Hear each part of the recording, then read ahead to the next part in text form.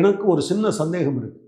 இந்த நெருக்கடியை உறுதிப்படுத்துவதன் மூலம் அந்த விவசாயம் சார்ந்த அந்த ஒப்பந்தம் காம்ப்ரிஹென்சிவ் அக்ரிமெண்ட் இருக்க இந்த வருஷம் செப்டம்பர்ல இருந்து டிசம்பருக்குள்ள கையெழுத்து போடுவோம்னு சொல்றாங்கல்ல, அதுல இந்தியாவினுடைய விவசாயத்தை அமெரிக்காவினுடைய விவசாய நலனுக்கு தகுந்த மாதிரி மாற்றி அமைப்பதற்கான கொள்கைகளை உருவாக்குவார்களோ என்கிற சந்தேகம். அதாவது அமெரிக்காவிலிருந்து விவசாய பொருட்கள், பால் பொருட்கள் எல்லாமே வரும். அப்படி வந்தால் இந்தியா பாதிக்கப்படும். எகைன் இதனுடைய இது எங்கே போய் பிரதிபலிக்கும்? அதாவது நகர்ப்புற வேலை வாய்ப்பு என்பது பாதிக்கப்படும் என்பதிலிருந்து கிராமப்புறத்தில் விவசாயிகள் பாதிக்கப்படுவார்கள் என்கிற நிலைமைக்கு அது மாறி போயிடும். விவசாயிகளும் இது கால்நடை வளர்ப்போரும் கடுமையாக பாதிக்கப்படுவார்கள் என்கிற நிலைமையை நோக்கி போகும். எனவே இந்திய பொருளாதாரத்தை ஃப்ரெண்ட்ஷிப் மூலமாக தான் உருவாக்க முடியாது.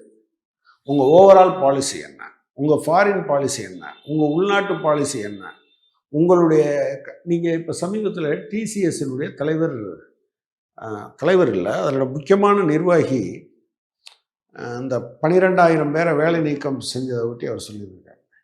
இனிமே மத்தியதர வர்க்கம் மசூதி மந்திர்னு பேசிக்கிட்டே அலைஞ்சிக்கிட்டு இருக்கலாம், அவங்களுக்கு நிறையா ஓய்வு கிடைக்கும். அதுக்குள்ளே ஒரு கிரிட்டிசிசம் இருக்குது. இந்த முதலாளிகளும் சேர்ந்து தான் இவங்களை ஆதரிச்சாங்க. யாரை? பெரிய அளவுக்கு நன்கொடை அவங்களுக்கு தானே கிடைக்கிது.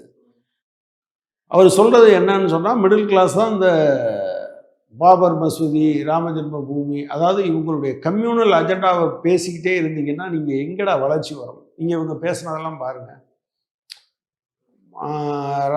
பாபரி மஸ்ஜித்தை இடிச்சிட்டதுனால உங்களுக்கு வேலை வாய்ப்பு வந்துச்சா? எல்லாத்துக்கும் நிலம் கிடைச்சிருச்சா? அரசமைப்பு சட்டம் 370 ரத்து பண்ணதன் மூலமாக இந்தியாவுக்கு கிடைச்ச நன்மை என்ன? அல்லது இப்போ அவங்க சொல்கிற காமன் சிவில் கோட்னால உங்களுக்கு என்ன லாபம்? எப்போ பார்த்தாலும் இதையே பேசிகிட்டு இருக்காங்களே தவிர நீங்கள் விலைவாசி, வேலையின்மை, வளர்ச்சி, பொருளாதாரம் என்பதில் கவனம் செலுத்த விடாமல் தடுத்துக்கிட்டே இருந்தாங்க. பார்த்தீங்களா? அதனுடைய விளைவை அனுபவிக்க போகிறோங்கிறதுல தான் டிசிஎஸ்னுடைய சிஇஓ இந்த வார்த்தையை சொல்லி